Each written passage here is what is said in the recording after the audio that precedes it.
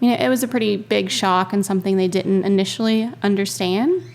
My mom cried because she had all these cookbooks and she didn't know who she was going to give them to, and they were worried about my future children and that I would have to pack their lunch to school every day so they would have something to eat. And for me, it was so early on that I didn't know how to comfort them. I hadn't been vegan long. I didn't know what to tell them or how to tell them it was going to be okay. So it was a process for us all. But fast forward 10 years, pretty much all of our family dinners are vegan. My mom loves cooking vegan meals with me. My brothers really love the food, which, so I feel if I can impress this really Southern country family with the food, that we're doing something right.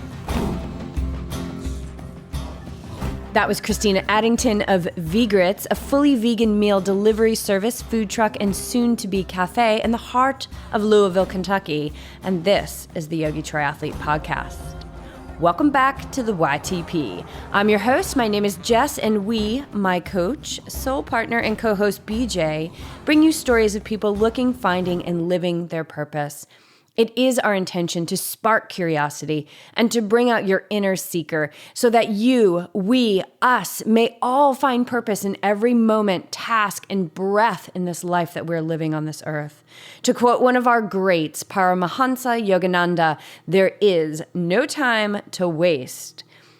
We are still working on producing the interviews we captured during our 7,000-mile cross-country trek of 2016 known as the Ride the High Vibe Tour, a journey that came to me in a meditation and ignited us to rid ourselves of our material possessions and hit the road with the mission to raise awareness that living a more vibrant life is within reach for all. Today's guest is one of those curiosity sparkers and heart-following risk takers that we were connected with on our trip, and we knew immediately that she had a story that needed to be shared on a larger scale. This is the story of a vegan girl raised in the South with a family who was literally raised in the hollers of Appalachia, not likely a comfortable setting for a vegan. But over time and through a series of perfectly timed events that required Christina to stand up to her fears, she has been able to merge her love for animals and good old Southern food through the manifestation of VGRITS.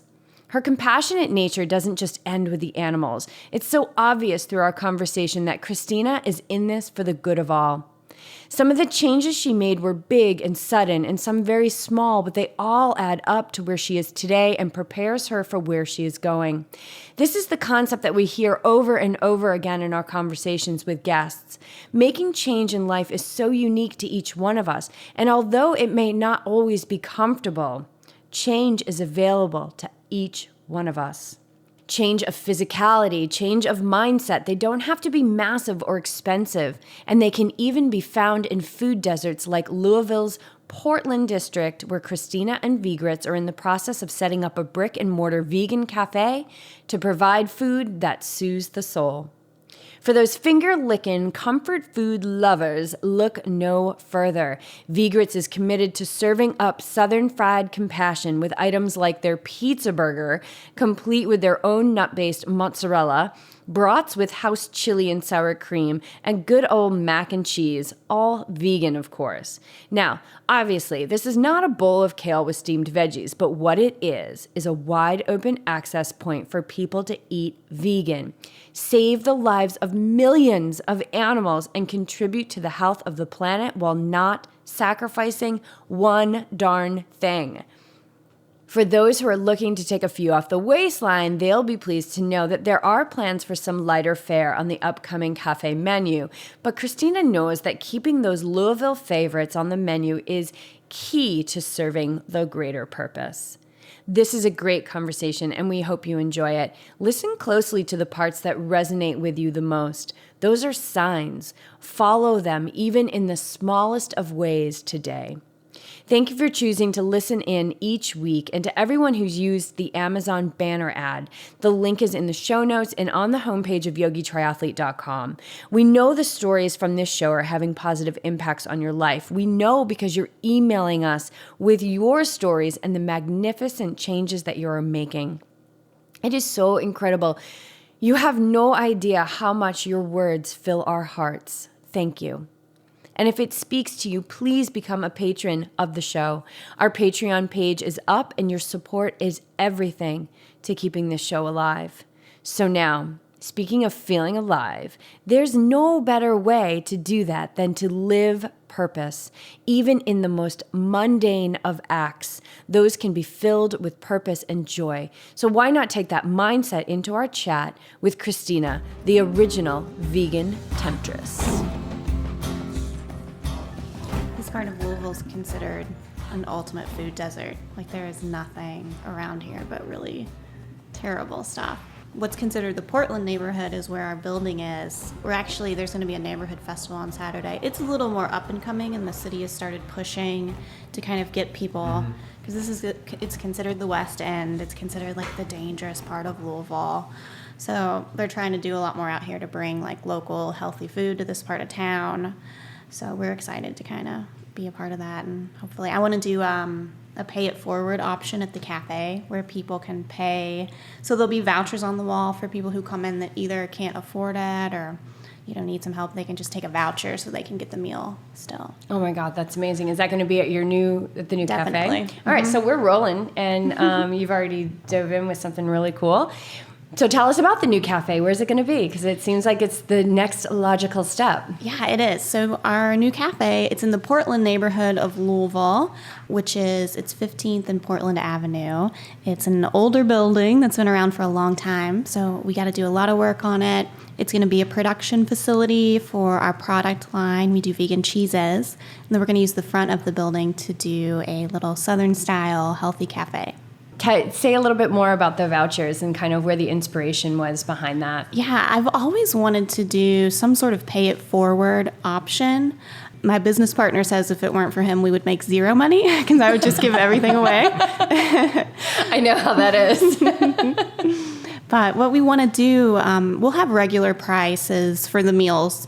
So people that can't afford it can pay that. And if they can pay extra, all of the extra will go towards vouchers. So when you come into the cafe, there'll be a wall with little coupons for $5 or $10. So if you can't afford a meal, you can just take one of those coupons off the wall and still get something good to eat. Oh my God, that's awesome.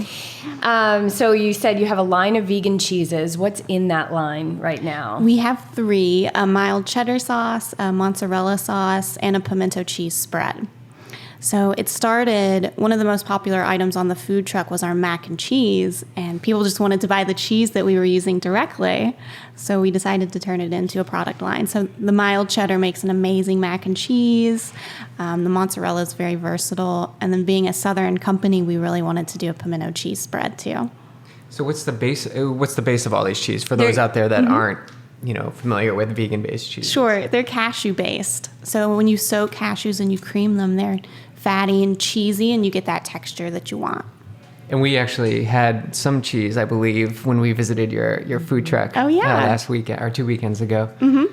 Yeah, we went to the Pity Fair and met up with you guys, and we had was it a pizza burger? Yes. Yeah. So pizza burger, and it had the mozzarella on there, and then we had a brat that had like sour cream and our chili, I think, was on there. Yeah, some chili on there. And that's definitely, we were like, okay, this is comfort food. And I love your tagline, Southern Fried Compassion. Yes.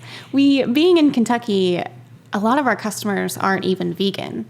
We've got to appeal to people that grew up eating just the fattiest, most unhealthy stuff you can imagine.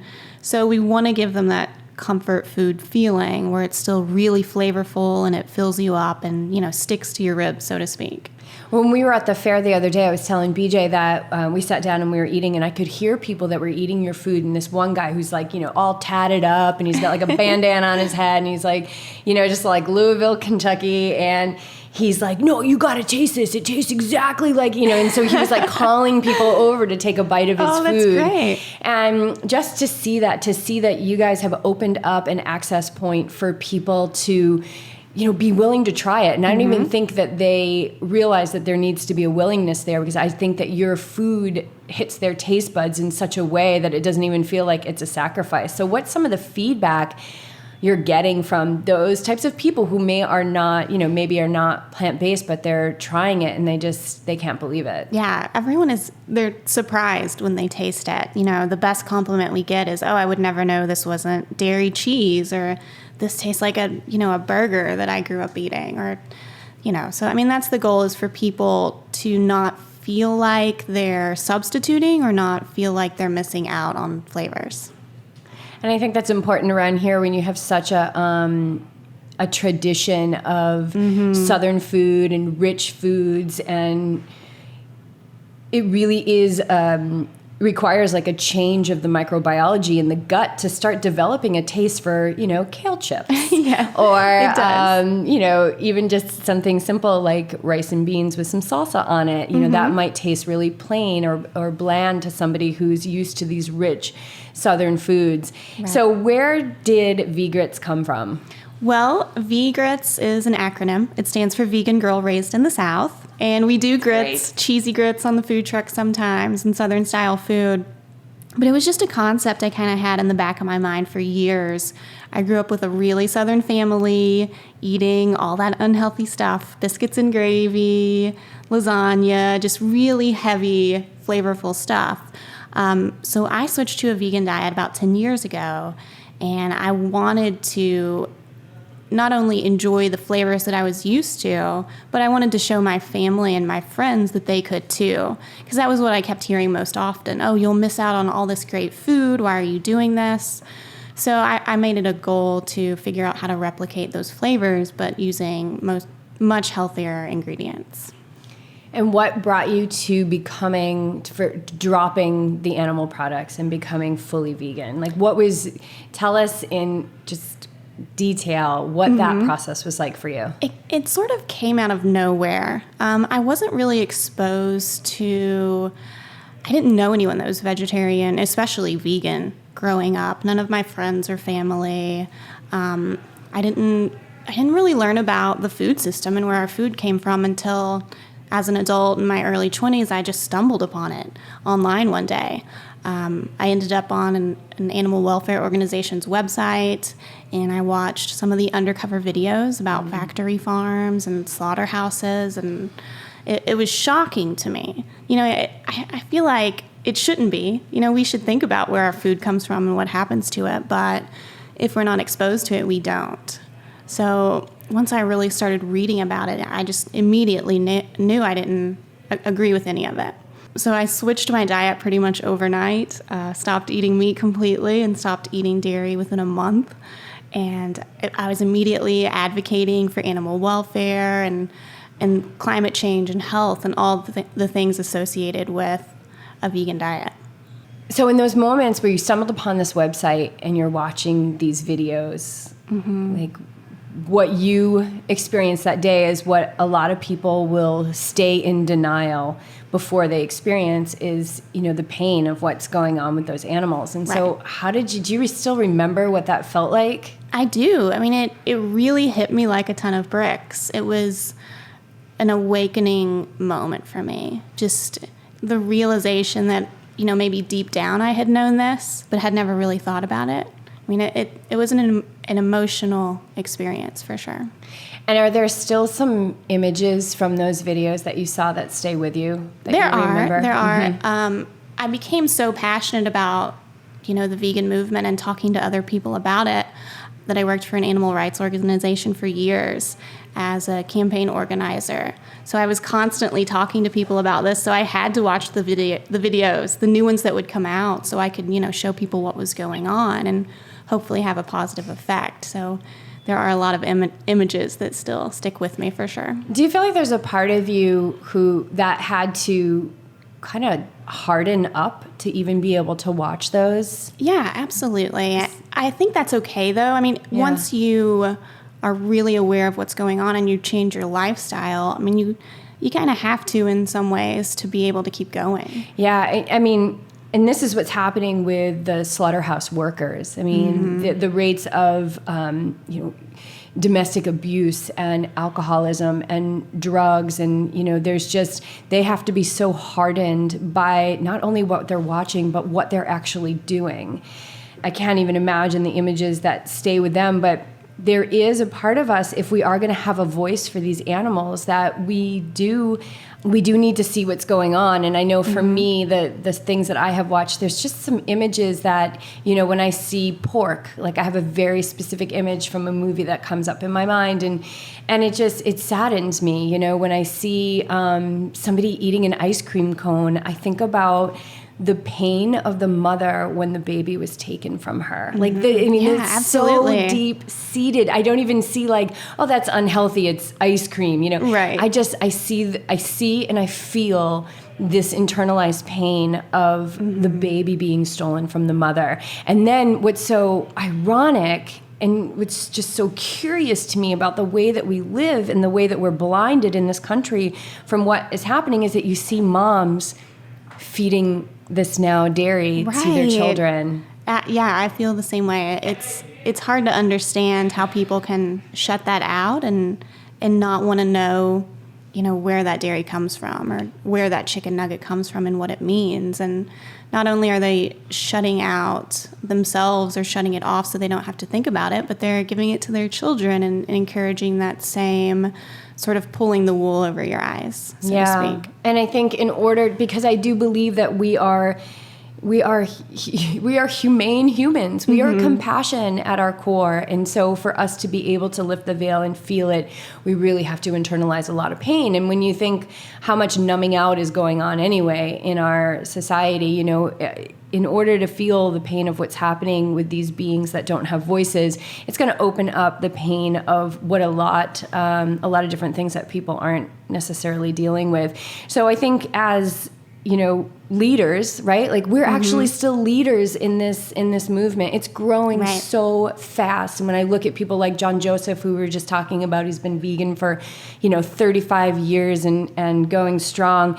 I mean, those are the true pioneers, but we're still leaders in this. And I think what's really important is that we show everyone the compassion that we're showing the animals, and that there is no wrong place to be. Right. If you just fed your child an ice cream cone and now you're listening to this, it's okay. Like we it's don't okay. mean to offend you. Yeah, it's not about it's about bringing you in, right? Like being in the awareness of what this message is, and maybe that's unexpected for some people, like it was for you, and it changed your life.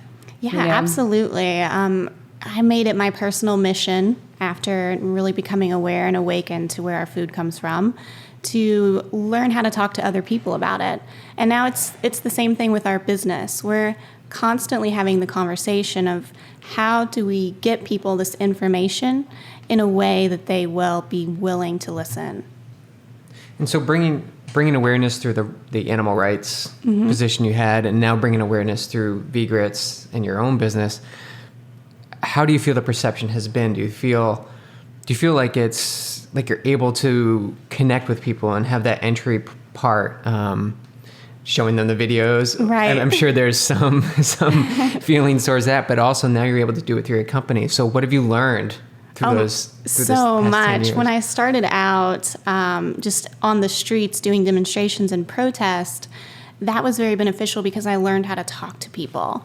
Everybody's different, and they're going to take information differently. There's going to be different things that they'll listen to and they might close off to. So I think it's important, like you were saying, that to be compassionate towards everyone, no matter where they are in their journey. Find a common place. There's going to be something that you share. There's going to be life experiences that you share, similarities. So really get on somebody's level and understand where they're coming from so that they see you as a trusted source, and hopefully your positive example can have an impact on them. And that's sort of what you're working with the home delivery food kits, because that seems like an entryway that you can help them understand that they can cook and they can do this at home. They don't always have to go out to eat, and you don't have to go get a salad at a restaurant. So you're helping them with the tools, right? Yes. So when we started the food truck, we knew eventually we would do something bigger to have a more widespread impact. And we really just listened to our customers to see what that was. We had people coming to the truck saying that they loved our food, but they didn't know how to cook vegan meals at home. So we thought, okay, well, how can we help people learn how to cook this way when they're at home? So we started the meal service, which is our recipes and all the ingredients to make the food. And we do focus on education. We keep it easy. We keep it ingredients that they can go to their local grocery store and recreate again. It's so important to keep it easy. I'm starting to have a very low tolerance for cookbooks that are coming out, and they're saying, "Oh, they're such easy recipes and they're quick," and then you look at it and you're like, "I don't even know." It's going to take 2 hours. Yeah, it's going to take 2 hours, and I've never heard of that ingredient. I mean, this happens to me, and or like I'm like, "Oh, okay, I have to get this certain honey for this." Okay, well, I'll go get the certain honey, and then I go and it's like $39 for this honey. So I mean, this has happened with some really popular cookbooks that are out there, and so. You know, the other night, BJ's getting ready for Ironman, and the other night I made the most simple meal that was absolutely delicious. It was just quinoa, and I mixed in, towards the end, right before it was finished cooking, but it was still moist in there, I threw some flax meal in there, because I was thinking, okay, some good omega-3s. Yeah. Nutritional yeast, which is like cheese in a jam, right? Like if you need some cheesiness, you just throw a little bit of that in there. Yep. Some salt, a little olive oil, and then threw some lentils on top, and then did up some crispy kale with like more nutritional yeast and some olive oil. So it was like kale potato chips, and just threw it all in a bowl. And it's like, my God, he's banging on the iron and the protein and the omegas and good fats and the phytonutrients from the kale. And that was a 3 main ingredient dish, which took the length of time that it took for the lentils and quinoa to cook, which was essentially 15 minutes. Right. Right? To me, that seems like an easy Yeah. meal. But some people might even say, like, flax meal? I don't even know where to get flax meal. And you were mentioning, like, where we are here is like a food desert. It is, absolutely. For sure. So people with businesses like yours, I love this whole idea of a voucher system. But are you doing anything now with the home delivery meals to help reach this population that, you know, maybe don't even have a computer at home to, you know, get online and order the meals, or, you know, have any idea what flax meal is? Well, You know, this is a very true thing. that's something we've tried through the meal service. We send little sample sizes of all those ingredients, because there's a lot of people that have never cooked with quinoa or couscous or things that we probably consider main parts of our diet. And spices too. Like if you see a recipe that calls for a spice and you don't have it, that's going to be $8 for a jar of something that you may never use again. So we make an effort to send really unique ingredients, but just sample sizes, so that they get to try it and see if they like it, and also learn how to cook with it. So then they do get to decide if it's worth it to go buy a big container of it and feel more comfortable using it. So what's your most popular meal in the home deliveries? Oh gosh. We hear a lot, our customers really like it when we send our cheeses. So if we want to give a meal a, you know, cheesy component, we'll just send a little sample size of our cashew-based cheeses. And they really love that, because it makes you feel like you're getting something that you probably loved to eat growing up. I think cheese for a lot of people is the last thing to go. I knew it was for me. I was a vegetarian for most of my life, and I remember people telling me, like, well, you know, you're vegetarian, you've been vegetarian for so long, like, have you thought about trying, you know, going vegan? And I was like, save it. Save your whole vegan story, because I don't want to hear it. Right. I am so not interested in giving up cheese. And I think that what's happening now with the cheeses is just amazing. It's amazing. And what you guys are doing, your cheeses are wonderful. We interviewed a woman in Brooklyn who just opened a cheese shop, and absolutely delicious cheeses. But I also need to remind myself that they, you know, it's not like eating a salad. Like they're not a low calorie item, but they are something that is being so well done now, and can definitely give that added feeling of no sacrifice with a meal. Right, exactly. I think it's important to give people the tools that they need to choose a vegan lifestyle for the right reasons.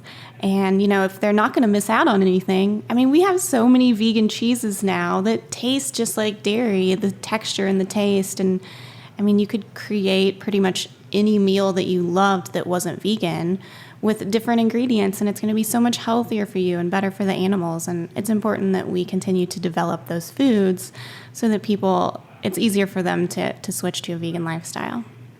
And speaking of cheese, you just got back from a big event this past weekend, We Chicago did. Vegan Mania. Chicago Vegan Tell us Mania. about that. I didn't know that was only 5 hours away. We could have gone to Vegan Mania. It was so much fun. There was a ton of vendors, food, speakers, panels. So we went to kind of officially launch our cheeses. We'd been selling them in Louisville on a small scale for a little while this year, and we got such a great response that we thought, okay, we're ready to take this, outside the state. So we got new labels and new branding, and we took them to Chicago, and it was a hit. We sold a lot of cheese. That's awesome. Watch out, world. V-Grits cheese is on the market. I'm so excited. So tell us about some of the people that you met, or did you go to any of the speakers? We did. We went to one of the panels about running a vegan business, and the owners of Upton's Naturals were on the panel. And for my business partner, Jeff, and myself, that was very beneficial for us to hear how they got started, basically delivering their seitan to Whole Foods in a cooler in their car to get into wholesale. And how they lived without a paycheck for the first few years, and the same experiences that we're dealing with now and going through, and all the the potholes and the troubles that we're trying to figure out how to navigate, that other companies have had those similar experiences. Is Whole Foods, is that a vision of yours? Is it to get into a bigger chain market? Absolutely. We're going to reach out to Whole Foods first, and then we also have a lot of really neat local natural food stores too. Yeah, I imagine right now your distribution is probably farmers markets and just local stores that you can get into, and your food truck. And you only have one food truck, right? Just the one food truck, yeah. Which is a really cool food truck. If you look at our Twitter feed, we posted a photo, bright orange, super cool. You can't miss it. So how did the food truck come about? Like, how do you even start a food truck business? Well, when I left the animal welfare organization I was working for, that was a job that I loved, but I was also cooking part-time, teaching people how to cook vegan meals, and it got to a point where I had to make the decision what I was going to do full-time. Oh, we love this. This is the tipping point. This is what people want to know. Why did you feel compelled that this was the time, like that?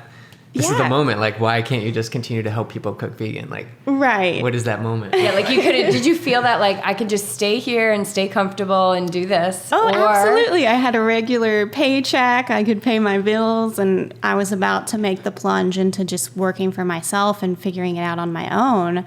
But I knew that if I could show people how delicious vegan food could be, it was going to have a big impact. So I decided to just take a leap of faith and leave a regular paycheck to kind of figure it out on my own. So at this point, I was wholesaling some vegan baked goods. I was specializing in gluten-free stuff, dabbling in a little bit of everything, and thinking about opening my own place and what I wanted to do.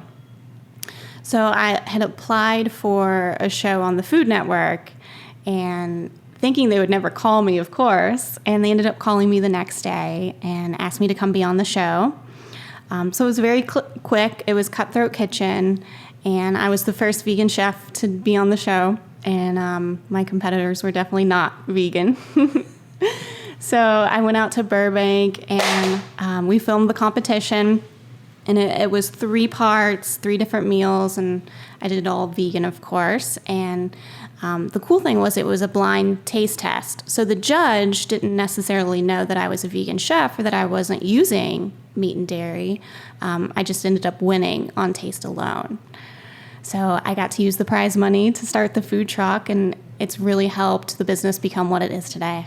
That's so cool. I want to remind everyone that like anything is possible. And I love that story. And it reminds me of the story of Candle 79, which is a very famous restaurant in New York City. And we went to eat there when we were staying there. And I love their story because they started out smaller and people wanted more and they wanted them to open a restaurant. And they were like, where are we going to get the money to open the restaurant? And so forgive me, Candle 79, if I'm not telling this correct, but I think the meat of the story is right. And they literally went and got a scratch ticket and won $53,000 on a scratch ticket. And we're like, okay, we're going to open the restaurant. And so this is how it happens. And without your bravery to take the step. Yeah. Right. And was that when you made that step to do something bigger, was there fear? Oh my goodness. So much fear. Well, just going on the show, first of all, the night before we filmed, I was in my hotel room alone, and it was the scariest moment. I was just paralyzed with fear, thinking I'm going to go on the show and I'm representing vegan cooking. Like, what if I just crash and burn and I just make something terrible and I get kicked off? I mean, it was terrifying. But, you know, you've got to take chances like that. And the same thing with the food truck. I used the money to buy the truck, and we still needed some help with the equipment, so we did a Kickstarter, and everybody jumped on board to help us, so we got that started. And then again, at the launch party for the food truck, not really knowing what to expect, it ended up being the coldest day of the year in Louisville last year in 2015. Below zero outside. It was just ridiculous. So much so that we had to move it indoors to a local cafe that let us just take over their kitchen because we'd had this launch party planned.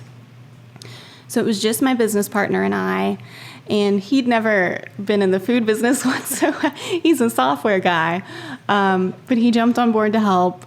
So we're about to open, and all of a sudden there's 30 people in line. And this is our first event ever. And we both looked at each other, just scared to death again. And I thought, well, I could either run out of here and pretend none of this ever happened and maybe move to a different state, or just go for it. So we did, and faced the fear and got through it. And, you know, it's been worth it every step of the way. I mean, you've got to just, if you're really passionate about something and there's something you want to do with your life, you just go for it. When you made that decision, you had that money and you put it towards a food truck. Right. Why the truck versus a small cafe space, like a brick and mortar store? I thought about doing a cafe too, but I had a connection that had the food truck or what we were going to turn into the food truck. And once I took a look at it, I just knew. It wasn't really something I was planning on doing. I didn't think that I would ever want to start a food truck. But when I saw it, it was just a feeling I had. I could see the potential for it and what it could mean for Louisville. So yeah, that was the path we chose. I really love this story because it's so aligned with what we talk about a lot, which is you can't plan everything. Like a plan is great and you can have it in place, but you got to go through the process because you just never know what's going to happen. You know, a mobile food truck versus a store. We're here in Louisville. Yeah. And we didn't think we would be here. We thought we would be, you know, further south. I think we'd be in Louisiana or something at this point. I didn't think I mean, no offense to Louisville. It's a beautiful place and I love it. And I love that I get to sit across from you right now and have this exchange. But I never thought I was going to spend 3 weeks in Louisville. Oh, sure. Kentucky. Are we saying it right? Louisville? I'm doing the best I can. Louisville. Okay. You got to say it almost a little bit lazy, like Louisville. Oh, Louisville. Leave out some syllables. Yeah, like I'm kind of like having a stroke as I'm saying it. Okay. Exactly. But I mean, I never thought I would spend 3 weeks here, and I was talking to you about that before we threw the mics on, and it's so important to keep vision alive, you know, and understand that, you know, the things that have to get done in the world, but also keeping a bigger space available for, you know, uncertainty and what lies in there. Oh yeah, staying open-minded. It's such a big thing, and what I love about your story so much is that what we've experienced on this trip is that you don't always need 10 different choices to sit down and analyze and make a pro-con list about. Sometimes it's just like there's one food truck and that makes sense. Right? There was one show and you put the application in, they called you the next day. Like, this is what we talk about. Like, this is life in flow. And so you have to go with that. And so there might be paralyzing fear along the way. And, but just to stay with it, like stay with that voice inside that says you got to do this because there's a bigger picture. So what you are an example of is that you're not in this, you're not sitting across from me saying, well, I started this food truck because I just knew I was going to make a lot of money, right? No. You were saying, how can I get a bigger voice for these animals? Exactly. How can I speak for them in a way where people are going to listen and people in my hometown are going to listen? When you knew very well what type of food is mainstream here. Right. And what you've done is you've brought a voice for the animals into the mainstream food system with no interruption into how these people are eating. Right. Really. You know, that it's been welcomed by the locals. Have you had any resistance? No, not really. And I did expect some of it. I thought people would walk by and look at our menu and just run the other way. And we haven't had that. I think that's just because of the time that we're in. You know, when I went vegan 10 years ago, a lot of people, especially around here, didn't even know what that word meant. So it's been interesting to watch the progression and see how much more common it is and accepted. So I mean, Louisville's a pretty big city, so people are familiar with vegan eating. So when they see it, you know, they're not necessarily too afraid to try it. And especially with us, if we get them up to the window, we'll give away samples for sure. And then they're going to love it and they're going to want more and hopefully eventually change their lifestyle. What about your friends and family? What's the perception there? Are you the leader? They are very supportive, but it was not always that way. Oh my goodness. When I told my parents that I was going to stop eating meat and dairy, they did not know what to do. You would think I had just turned into an alien. Well, they grew up in southeastern Kentucky, literally, I say, in the hollers of Appalachia, in like little coal mining towns, and, you know, where everything, even the vegetables, are fried in bacon fat. And that's just how you cook. That's the seasoning, is bacon grease, right? So when I told them I was going to stop eating meat and dairy, you know, it was a pretty big shock and something they didn't initially understand. My mom cried because she had all these cookbooks and she didn't know who she was going to give them to. And they were worried about my future children and that I would have to pack their lunch to school every day so they would have something to eat. And for me, it was so early on that I didn't know how to comfort them. You know, I hadn't been vegan long. I didn't know what to tell them or how to tell them it was going to be okay. So it was a process for us all. But, you know, fast forward 10 years, pretty much all of our family dinners are vegan. My mom loves cooking vegan meals with me. My brothers really love the food, which, you know, so if I can impress this really southern country family with the food, that we're doing something right. So you said that you grew up on this, you know, real traditional southern cooking, and you went vegan overnight. Yes. So I'm going to make the assumption that you found yourself in a space that a lot of people do, and a space that really prevents a lot of people from moving into a plant-based diet, is that they don't know where to start. Oh, yeah. So how did you figure that out? Because it doesn't sound like you had a lot of resources. No. So how did you do that? I still remember the first time I tasted soy milk, standing in my mom's kitchen. I can remember taking a drink of it and thinking, ugh, what am I going to do? This is not good. But the truth is, for one thing, our taste buds, I really think they just become accustomed to what we eat. You know, the reason that you crave certain flavors is because that's what you've always had. That's what you're used to. So it was a struggle in the beginning. And, you know, even going to Whole Foods, there was maybe one brand of vegan cheese. There was a couple different veggie burgers. There just wasn't a lot of stuff back then. But I did have a passion for cooking, so it gave me a reason to try. And I switched my lifestyle because I cared so much about the impact it would have on the animals, not to mention, of course, our health and climate change and all of those factors. So even though I knew it was going to be a big challenge, it was something I was willing to do and willing to figure out. And I think that's how we need to go into it. You know that, yeah, it's going to be a little bit different than what you're used to, but a couple months in, it's going to become a new habit. You're going to start to love those flavors. Your taste buds are going to change. You're going to get the hang of cooking that way. You're going to get the hang of going out to eat and ordering different food, and you're going to love it just like you loved what you were doing before. And so did you take any classes or?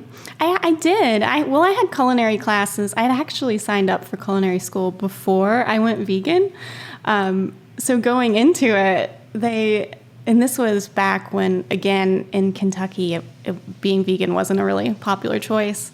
But my chef instructors were really open to it, and they would bring in like tofu and tempeh for me to cook with. So I did learn a lot of good skills. It got to a point where they couldn't really teach me the way that I wanted to cook. But I had nutrition classes, I had food service, culinary math, a lot of things that really helped when I decided to go out and start my own business. This pattern keeps coming up in this discussion. You seem very resourceful, and it doesn't seem like there's many walls that stop you. You sort of figure out a way to get through. So has this been a continuing theme through your whole life? Is there some driving factor that keeps you going and seeking all possibilities? Yeah, absolutely. Even before I went vegan, before I really started looking to where our food comes from, I loved animals, and I thought, well, I always want to volunteer. Maybe I'll do something with the Humane Society. So when I did find out, where our food comes from and what it's like in factory farms for those animals, that became my personal mission. And I think it's important for us all to have one or have many. I mean, there's so much we can do with our lives that it's important to make a positive difference. We all have so many resources that we can use. I mean, even if it's just our voice and talking to other people. Don't let the challenges or the walls that you're going to run into change your mind. You just got to push through them and get to the other side and leave a positive mark while you can. And the challenges are the opportunities to grow and to grow into that big dream that you envision. Absolutely. Right? Like change and growth doesn't happen in that comfort zone.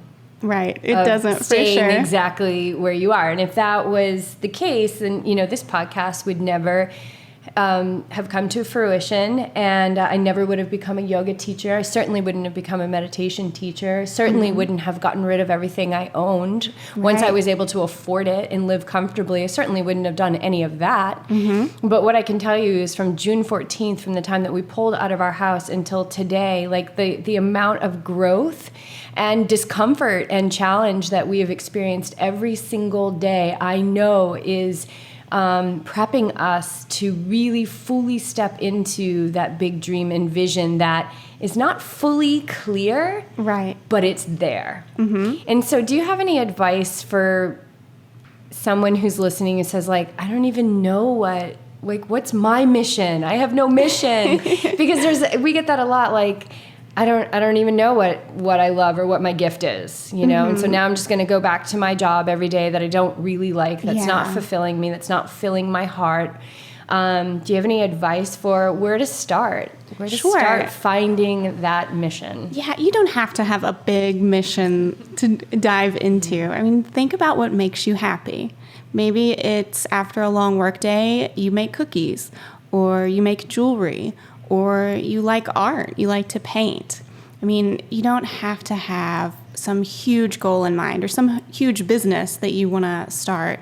It's just something that makes you happy. Spend more time doing that and, see if there's a way that you can turn it into a lifestyle. I mean, it may seem out of reach right now when you're in a 9-to-5 job and you've got a lot of bills to pay, but don't give up on something you love and something that can, really make you happy.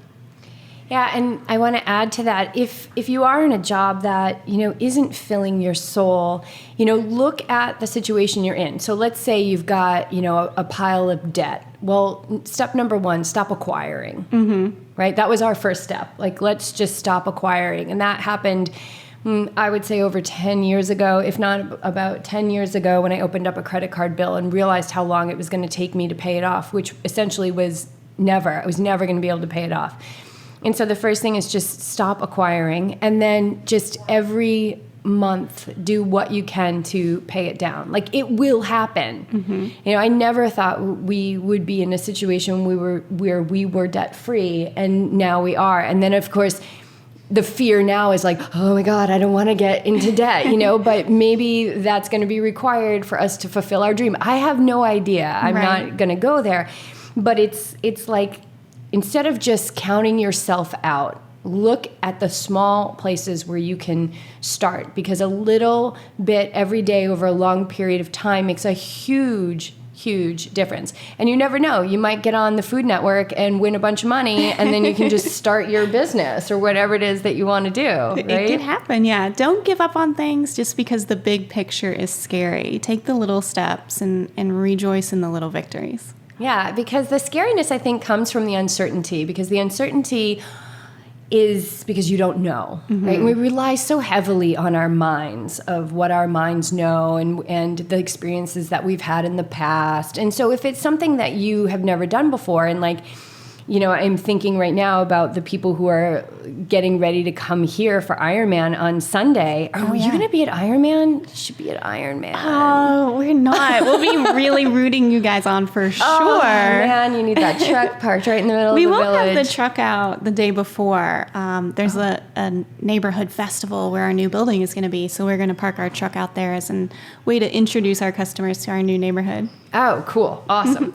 Well, maybe we'll catch you there. But like, I'm thinking about those people who are coming into town, and I'm thinking about all the uncertainty because they've never done an Ironman before.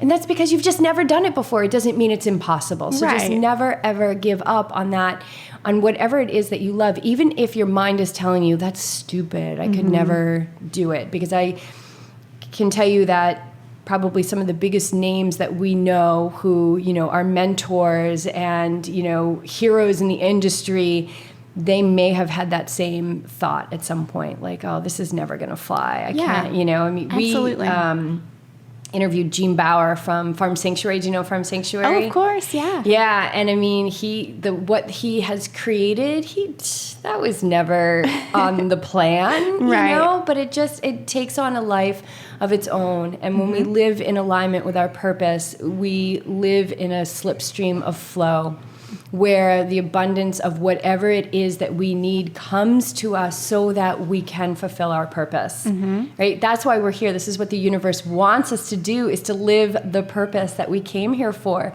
So of course, if we're on that path, it will come. I believe in that too. So the food truck is young. It is. Let's We've get only back to had that. it. It's just been about a year and a half. Well, going on 2 years. We did full time in the food truck the first year, and it was so successful that we launched the meal service, and we do that weekly. And now we're launching a product line. So the food truck we still have. It's a little bit on the back burner because of the other businesses. We're just in a position where we're listening to our customers and we're listening to how we can have the biggest impact, and that's how we're choosing our path. So right now we needed a facility for our products. So we found a place, and it had the perfect spot to open up a little cafe in the front. So again, right now the building needs so much work, and it's hard to envision what it's going to be like when it's finished, and it's hard to see ourselves cooking out of this cafe that's not there yet. But, you know, we all believe in it, so we're going to keep working towards it. So hopefully, if you guys are back in town next year, we'll have a cafe open. And what's the vision for the menu, though? Is it still going to be the kind of the Southern fried compassion? A little bit, yeah. Comfort foods? We definitely want to stick to that, especially because we're in Kentucky and, you know, we all kind of grew up eating those foods, and that's what people around here love. And it's also something that you don't see a lot with vegan food. You don't see that. We call it healthy junk food. But the good thing with the cafe is we'll be able to have a much bigger menu than on the food truck. So we'll definitely do some lighter options, a lot of gluten-free, soy-free, allergen-friendly, really flavorful stuff that's maybe not as heavy as our food truck menu. Have any of your customers shared any transformation stories with you? Have they gone vegan because of you guys, that they were introduced to it? Yeah, absolutely. We actually have quite a few people we've become friends with because they were customers at the food truck.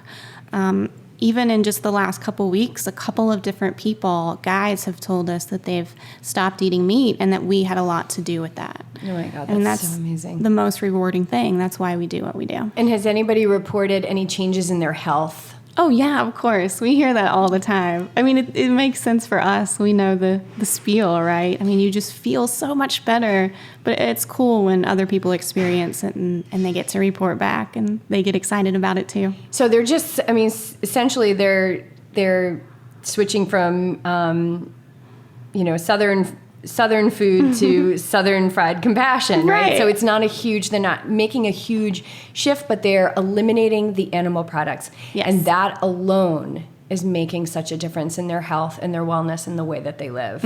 Absolutely. Yeah, it's magnificent. I just think it's so impressive to see the male side of things. Like you mentioned, guys, like that's such a masculine thing, is to eat the meat and the flesh, and to see people. Oh, I don't think so. But I've always been siding with women for years now. But it's just so good to see that, because it really is not an attack on yourself as a being. Like it's just showing that you have more compassion and a greater understanding of where this food comes from. And things have changed since we were to kill so animals, much. and that was what we had to do. But now we don't have to. So I love to hear stories about men. Yeah, I making do that too. transformation. When we were in Chicago, David Carter, we didn't get to listen to it because we had to stay at our table selling the cheeses, but he did a talk on masculinity and veganism. He said it was the first time he got to do it, even though he gets asked about it all the time. You know, he's a big guy. So to know that if he can be vegan, then nobody has an excuse. And he's the 300-pound vegan. He's the 300-pound vegan. He played in the NFL. I don't know if he's playing right now, but his campaign has just been growing tremendously. And he's doing great things. Yeah, he's getting out there. His voice is definitely being heard.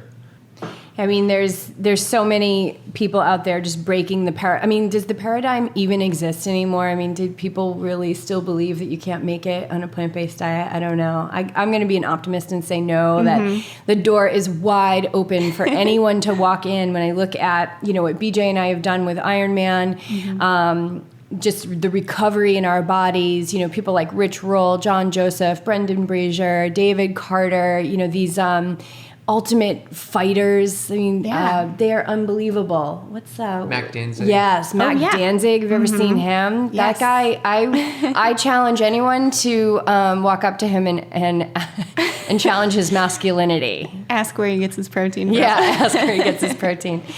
So what's next? I mean, I know the cafe, but do you even feel like there's something bigger beyond that? Honestly, I'm sure there is. We just have to stay open to it. And like you said, don't plan too far ahead. I mean, it's important to have a vision and know where you want to go. But we're staying open-minded, and we're going to listen to our customers and just listen to what people need to make them feel good about going vegan and eating that way. And we want to be a resource that offers people all the different things they need to make it easy for them. And will you be selling the cheeses online? Definitely. We should have the online store up by the end of this month. Yay! And then how far, what's your proximity for your deliveries, for the delivery meals? The meal service is regional, so it's zip code based. It's basically like how far away we can ship things and they'll still stay cold. So we can get as far north as Chicago. We can do northern Alabama. We can hit some of West Virginia. But we do have an option. So if you go to the website and you put in your zip code, it'll tell you if you can get the full meal service. If you're out of the range, we have an option for our recipes. So even if you're in, California or Maine, you can still get the same recipes. And we actually send all the little spice blends with them. That was something we heard so often, was people didn't want to go buy all these spices. So that's really easy for us to stick in an envelope with the recipes and get those all over the country. So we've sort of circumnavigated this, but what does your diet look like? What are your favorite dishes, and how do you cook at home for yourself? Well, it's a big mix. The food truck is that, healthy junk food that we love to indulge in, maybe on the weekends or whatnot. But during the week, we're testing meals for the meal service. So it's all of the recipes are things that we've created. So I spend a lot of time during the week writing recipes, and then we have to test them at home to make sure, they're delicious enough to send out to other people. And the meal service is very health food focused. So we do lots of grains, lots of veggies, quinoa, lentils, rice, all sorts of stuff like that. And, whatever produce is in season, we like to send a lot of that. So we're cooking some pretty fresh, healthy stuff during the week, and then maybe the healthy junk food on the weekends. But I'd say my favorite dish right now, there's one that's going to be in the meal service maybe next week. We did a whole grain pasta. We did shells, and we used our cashew cheese, but we mixed in some pumpkin puree for the fall, and the flavor was just great. So I'm really excited to see what people think about that one. So it's seasonal, and basically anybody who's listening to this can get some of that V-Grits love, right? Yeah, absolutely. Awesome. And how can people check you guys out? If you guys are digging on V-Grits, like where can they check you out? We do a lot of social media. You can follow us on Facebook. We have a blog where we talk about all things vegan, whether it's health or cosmetics or food. And we do a lot on Instagram too. So if you just want to look at delicious food pictures all day, then you can get in on that. Perfect. And if you want to know where the truck is going to be. Yes, we always post on Facebook. vgrits.com is sort of for the meal service and the product line, but then we have vgritsfoodtruck.com, which will tell you our schedule for the food truck. All right. Awesome. I think that's it. Anything else? Did we do it? I think we did it. Thank you so much for having me. Oh, Christina, it was such a pleasure. It was such a great connection. Thank you so much. Thank you. Thank you for everything that you're doing and the future of this company, and just stay in flow, because it's just going to keep coming. It's just going to keep coming, and then you're just the messenger. Yes, we try. I think it's great what you guys are doing. I mean, you get to travel the country and kind of give people a voice and expose them to the rest of the world. Yeah, and let me tell you, none of this was planned. Awesome. That was awesome. Love her story. Do you guys let us know how this episode has hit you? Besides, of course, wanting to dip a big fat pretzel into some of V-Grits' nut cheese, I love that we can all get in on the V-Grits love through the delivery service, whether that's the actual food or the recipes and spices. Such a brilliant solution. I did do some checking, and the online store isn't up quite yet, but we'll let you guys know when that is so we can all get in on Christina's vegan delights. We're just so excited for all of our plant-based Ironman Louisville listeners who can now enjoy some Southern Fried Compassion from the V-Grits Cafe. Thanks again for tuning in, sharing the podcast, donating through Patreon, using the Amazon banner ad, and sending us your feedback on how the podcast is helping you make more conscious choices in your life. We love you all, and we are so honored to be the messenger for these stories. So we'll catch up with you guys next week. In the meantime, ride the high vibe. Do this so that you can be awake and ready to see the magical opportunities in your life.